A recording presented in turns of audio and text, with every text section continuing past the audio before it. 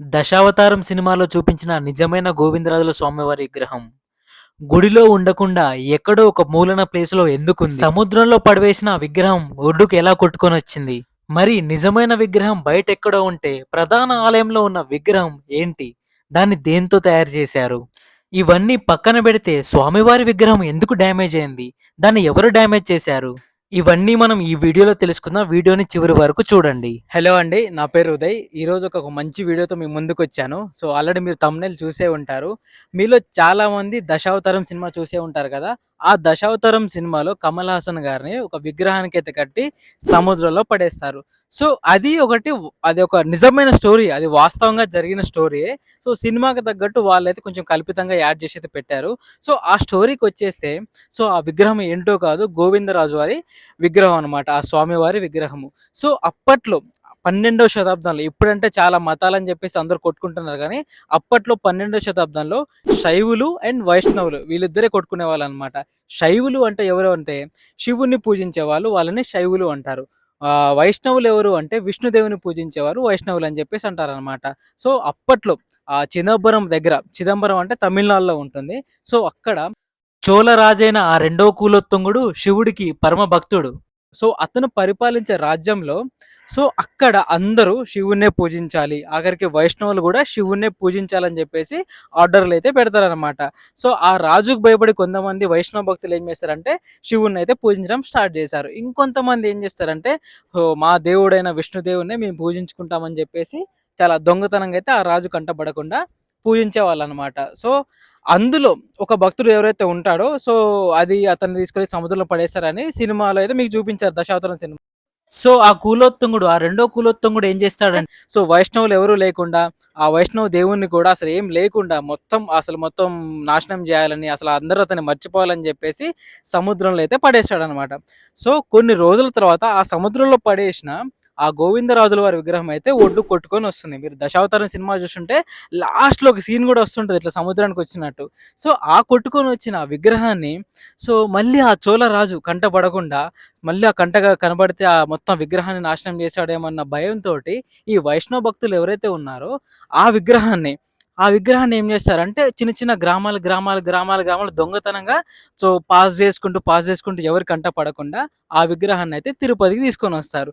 మీరు తిరుపతికెళ్ళినప్పుడు నార్మల్‌గా చాలా చూస్తూనే ఉంటారు. చాలా పుణ్యక్షేత్రాలు చూస్తూనే ఉంటాడు. పైన 7 కొండల దగ్గరేనేమో వెంకటేశ్వర స్వామివారు ఉంటారు. కింద తిరుపతి అంటే వెంకన్న స్వామివారికి అన్నగారవుతారు. ఈ గోవిందరాజుల స్వామివారు వెంకటేశ్వర స్వామివారికి అన్న అవుతారనమాట. అక్కడే ఈ గోవిందరాజుల వారికి విగ్రహం అయితే పెట్టాలి. గుడైతే కట్టాలి. ఆ విగ్రహాన్ని ప్రతిష్ఠ చేయాలని చెప్పేసి అనుకుంటారు. ఈ వైష్ణవులందరికీ మెయిన్ హెడ్ ఎవరంటే ఆ రామానుజాచార్యులు వారు. విగ్రహాన్ని ఎలాగైనా ఇక్కడ గుళ్ళో అయితే ప్రతిష్టాపన చేయాలని చెప్పేసి ఒక నిర్ణయానికైతే వస్తారు. డెసిషన్‌కైతే తీసుకుంటారు. కాకపోతే ఆ సముద్రంలో పడి ఉంది కదా! ఇన్ని రోజులు ఆ విగ్రహము. సముద్రంలో పడి ఉండడం వల్ల ఏమవుతుందంటే అది ఆ విగ్రహము కొంచెం డ్యామేజ్ అవుతుంది. ముక్కు దగ్గర, చేతుల దగ్గర, కాళ్ళ దగ్గర కొంచెం డ్యామేజ్ అవుతుంది. ఇలా డ్యామేజ్ అయిన విగ్రహాన్ని ప్రతిష్టాపనకైతే పనికిరాదు. దాన్ని యూజ్ చేయొద్దనమాట. అలాంటి ఒక రాతి విగ్రహాన్ని చేయాలని చెప్పేసి సేమ్ అలాంటిదే చేయాలని చెప్పేసి రామానుజుల వారు ఆర్డర్స్ చేశారు. అప్పట్లో యాదవరాజు తిరుపతిని పరిపాలించేవాళ్ళనమాట. అది కొంచెం కారణం వల్ల పోస్ట్‌పోన్ అవుతూ ఏమైందంటే ఆ రాతి విగ్రహాన్ని పెట్టలేరు. మీరు ఏ టెంపుల్‌కి వెళ్ళినా కూడా రాతి విగ్రహాలు అవే ఉంటాయన్నమాట టెంపుల్‌లలో, గుడులలో. ఇక్కడ మాత్రము రాతి విగ్రహాన్ని చేసేందుకు టైం అయితే దొరకలేదు. ఏం చేస్తారంటే ఒక సున్నపు ముద్ద అంటారు కదా! బంకమట్టితోటి సున్నపు ముద్దతోటైతే ఆ గోవిందరాజుల స్వామివారి విగ్రహము సేమ్ ఎలా అయితుందో అలా అయితే చేస్తారు. కానీ ఒరిజినల్ విగ్రహం అయితే ఇప్పుడున్న గుడిలో అయితే లేదు.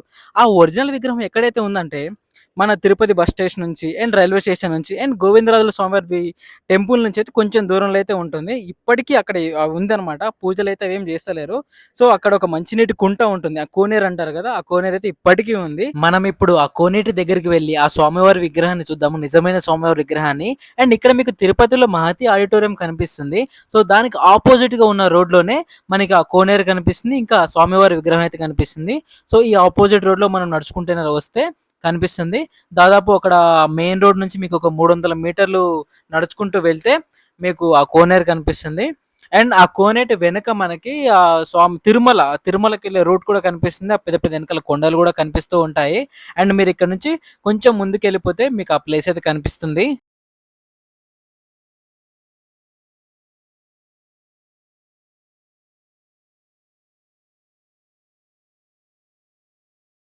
ఇక్కడ మీరు చూస్తే మీకు కోనేరు కనిపిస్తుంది కదా! లోపలికి వెళ్ళలేకుండా గేట్లయితే వేసి, లాక్ అయితే వేసైతే ఉంది. అండ్ ఇక్కడ నుంచి మీరు చాలా దూరంలో చూస్తే అక్కడ ఒక చెట్టు కనిపిస్తుంది కదా! అక్కడే ఆ స్వామివారి విగ్రహం అయితే కనిపిస్తుంది. అండ్ ఇక్కడ మీరు వెనక గూడా చూస్తున్నారు కదా! ఆ తిరుమల కొండలైతే కనిపిస్తున్నాయి. చాలా పెద్దగా ఉన్నాయి. చాలా దూరంగా కూడా ఉన్నాయి ఆ కొండలన్నీ. ఇక్కడ వాళ్ళని కొంచెం పర్మిషన్ అడిగి లోపలికైతే వచ్చేసాను నేను. ఇక్కడ కనిపించే ఈ కోనేరు ఏదైతే ఉందో, తిరుపతి మొత్తం కరువు కష్టం వచ్చినా గూడా, ఈ తిరుపతిలో ఎక్కడ గూడా నీళ్లు లేకపోయినా కూడా, ఈ కోనేరులో అయితే నీళ్లైతే ఎప్పుడు ఇంకిపోలేదని ఇక్కడున్నోళ్ళు చెప్తున్నారు. అది ఆ స్వామివారి మహత్యమనే చెప్తున్నారు. మనం ఎప్పుడు లేట్ చేయకుండా ఆ స్వామివారి దగ్గరికైతే వెళ్ళిపోదాము. ఈ దారి నుండే అక్కడికి వెళ్ళాలి.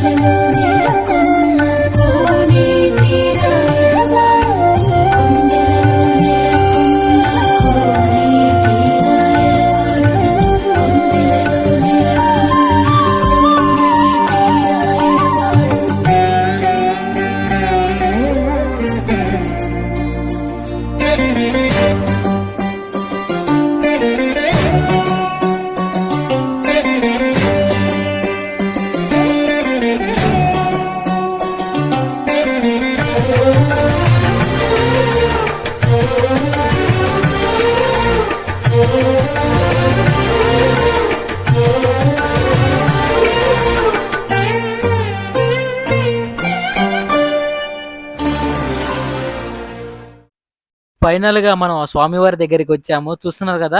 ఎంత బాగా అందంగా చాలా మనోహరంగా అయితే స్వామివారైతే ఇట్లా పడుకున్నట్లయితే చూస్తున్నాం మనం ఇక్కడ. చాలా బాగుంది ఈ విగ్రహం అయితే.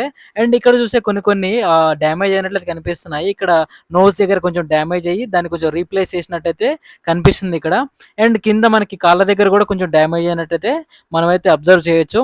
ఇంగ ఇక్కడ చూస్తున్నారు గదా! కాళ్ళ దగ్గర గూడా కొంచెం డ్యామేజ్ అయినప్పుడు దాన్ని కొంచెం రీప్లేస్ చేసినట్టు ఇక్కడ వాళ్ళైతే చేశారు కొంచెం. దాన్ని కొంచెం చూస్తున్నారు గదా! అండ్ ఇక్కడ చేతులు వేళ్ళ దగ్గర గూడా కొంచెం డ్యామేజ్ లాగా మనకు కనిపిస్తున్నాయి ఈ విగ్రహానికి. చాలా సంవత్సరాల నుండి ఈ విగ్రహం ఇక్కడే ఉంటుంది. అండ్ ఈ విగ్రహానికి కొంచెము డ్యామేజ్ అవ్వడం వల్ల ప్రధాన ఆలయంలో ఈ విగ్రహాన్నయితే ప్రతిష్ఠాపన చేయలేదు. అండ్ ఇక్కడ చెట్టు తొర్రలో గూడా ఈ విగ్రహము ఇరికిపోయినట్లు గూడా మనకు కనిపిస్తుంది. చెట్టు చూసారా ఎంత పెద్దగా కనిపిస్తుందో.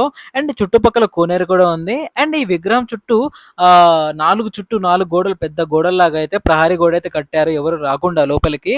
అండ్ ఇక్కడున్న మంచినీటి కోనేరు చూసారా ఎంత స్వచ్ఛంగా కనిపిస్తున్నాయో. నేనిక్కడ వచ్చి చూసినప్పుడు లోపలైతే చాలా చేపలు గూడా కనిపించాయి. తాబేళ్లు గూడా కనిపించాయి.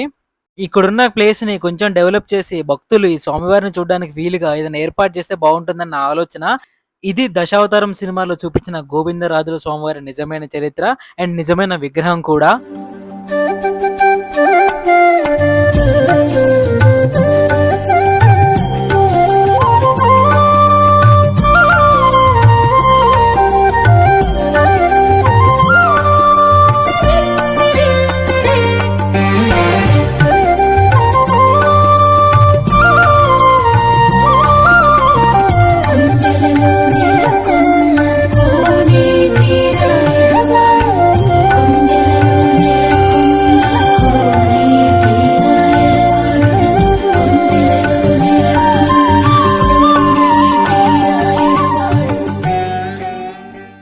మీరు ఆ తిరుమల వెంకటేశ్వర స్వామివారి దర్శనానికొచ్చినప్పుడు తిరుపతిలో ఉన్న తప్పకుండా ఈ గోవిందరాజుల స్వామి విగ్రహాన్నయితే దర్శించుకోండి. సో, ఈ వీడియో మీకు నచ్చిందని అనుకుంటున్నాను. సో, ఈ వీడియో నచ్చితే ఒక చిన్న లైక్ అయితే చేసుకోండి అండ్ కామెంట్ కూడా చేయండి. నెక్స్ట్ వీడియోలో ఏ లొకేషన్ గురించి కావాలో, అసలు మీకేం కావాలో నాకు కామెంట్ బాక్స్‌లో చెప్పండి. నేను తప్పకుండా ఆ వీడియో అయితే చేస్తాను.